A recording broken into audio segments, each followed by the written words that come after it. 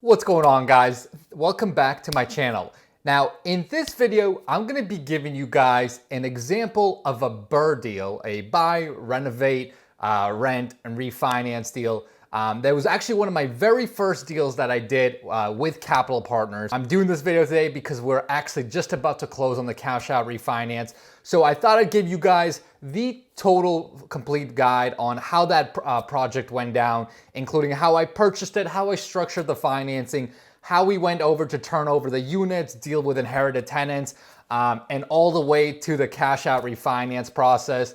That way, if you guys are thinking about doing a BRRRR deal, or if you guys are looking to invest in a BRRRR deal, you can kind of see how the whole process has played out. So hopefully this example is going to be helpful for you guys. And with that, let's get at it. What's going on, guys? My name's Lior, and I'm a real estate investor out of Boston. And welcome back to my channel. Now, before I go into all the details of this BRRRR deal that I did from start to finish, two quick things, guys. If this is your first time on my channel, make sure you smash that subscribe button. I put out tons of new videos every single week talking about things like BRRRR deals, examples. I give you guys true horror stories of landlording, and everything in between, everything that has to do with real estate, rental, property investing. So if you haven't, make sure you smash that subscribe button. And number two, if you guys want a PDF downloadable guide on a BRRRR example deal, kind of like this one in this video, if you want to get a PDF of that, make sure you go into the comments, and I have a download link, so grab that so you guys can get more info on what it takes to execute on a BRRRR deal. So let me give you guys the details first about the deal itself, as well as the acquisition process, how we bought it. So like I said, this was my first time doing a deal with capital partners, right? So basically it was a 6-unit portfolio, two buildings, 6-unit portfolio in right in Boston, a neighborhood in Boston. And it was a distressed portfolio. It had, the buildings needed some work. They had tenants in the buildings that were paying well below market rent. So there was quite a bit of work to be done, both on the properties and in terms of recycling tenants through. Now, obviously for that, we were able to get a really good price on the properties, but there was plenty of work to be done. So in terms of how we actually financed this acquisition, we went to a local commercial lender in the Boston area and basically asked them for a commercial loan. So they were able to finance 80% of the acquisition price, right? So I think our price was about 1.2 million, if I'm remembering correctly, just over 1.2 million. So they gave us a loan of 80% of 1.2 million. Plus, we also asked for about $120,000 in construction work, right? And that $120,000 was going to be used for renovating the units, cosmetics, a couple of mechanical issues as well that we had to deal with. But the bank was also able to finance at $120,000. Now, for that 20% that we had to put down, we brought in what's called a capital partner, right? So basically, we had someone come in. They funded that 20% that we needed for the deal. All in all, it came out to be about $250,000, so $250,000. And in return, that private capital partner or private investor, however you want to say it, they got a percentage of the deal.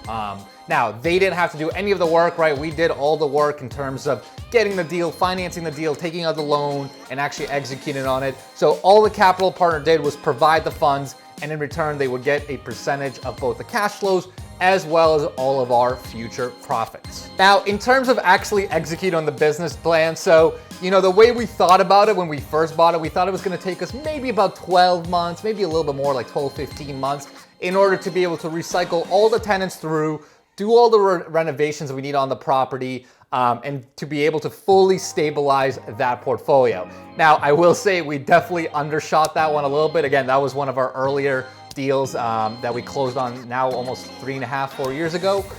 So we definitely undershot and the scope of work involved in terms of turning them over. That turned out to be a very difficult and intensive process. We had to deal with multiple evictions through that portfolio. And actually, if you guys want, you can check out, I have a series called landlord wars, so I do give a couple of detailed stories about some of the tenants here.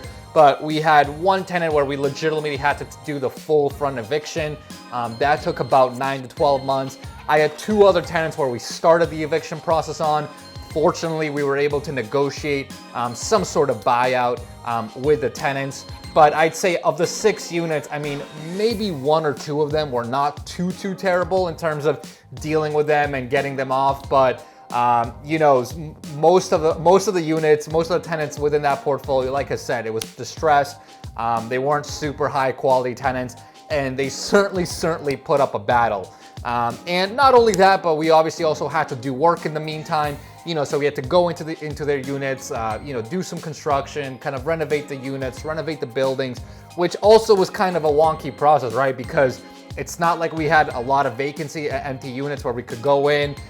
It kind of ended up being a very, a little bit of a distorted process, right? Because we had to coordinate with the tenants, get them out for a little bit, get the contractors in.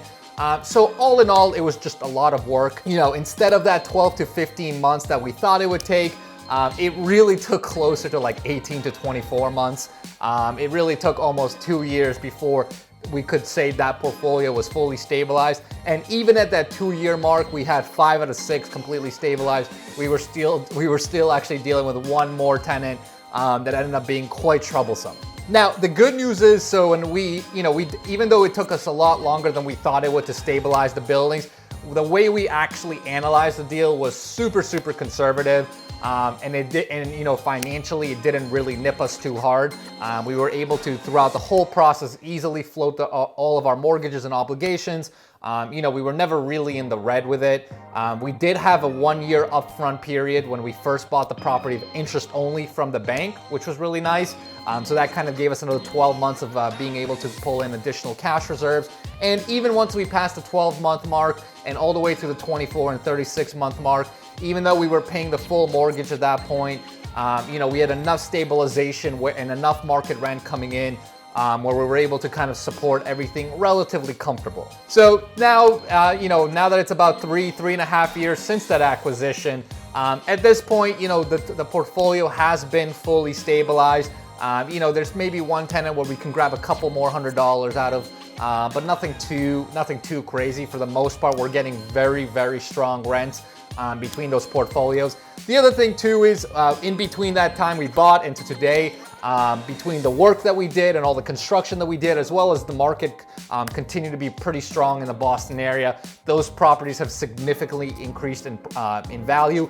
And this is one of the reasons why I love doing the BRRRR deals and holding on to stuff, right? Because time, instead of your enemy like on flips, actually becomes your friend, right? Especially in really strong markets like Boston, or any other Class A markets that you might be thinking of investing in. You know, time is typically by your side, right? The more time that goes by, typically prices are gonna either hold or continue to go up, assuming it's a strong market. So that certainly helped us as well here between everything that we did, between the forced appreciation, the market appreciation. You know, our assets went up in value quite a bit. So it was within the last half a year where we really realized that. And at that point, we started to get the process going of trying to do a cash out refinance, right? Because at that point, we had built up enough equity in these properties where we thought we can do a refinance, and with the amount of cash we can pull out, actually pay back that cash that we borrowed originally from our capital partners, right? Because if you remember, the way we structured the deal initially is we borrowed money from the bank, but we also borrowed money from a capital partner.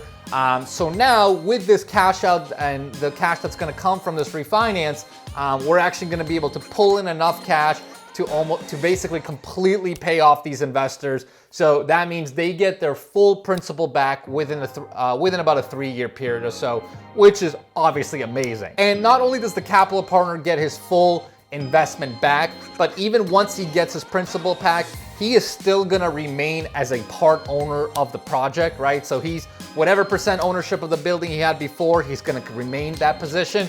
So that means moving forward now, every time we do it, he's gonna continue to get cash distributions on a monthly schedule, right? Because the building's obviously cash flow. And if we ever sell down the line, which we probably will at some point, he's going to be entitled to a share of the profits as well, even though he already received his principal back. So awesome deal for the investor, right? He gets his principal back, can go and reinvest it. He basically now has he essentially got free ownership in a building for that investment. And it's kind of a win-win for both the private investor as well as us as the operator. So hopefully this helps, guys. And again, this is one of the reasons why I'm so high on the BRRRR strategy.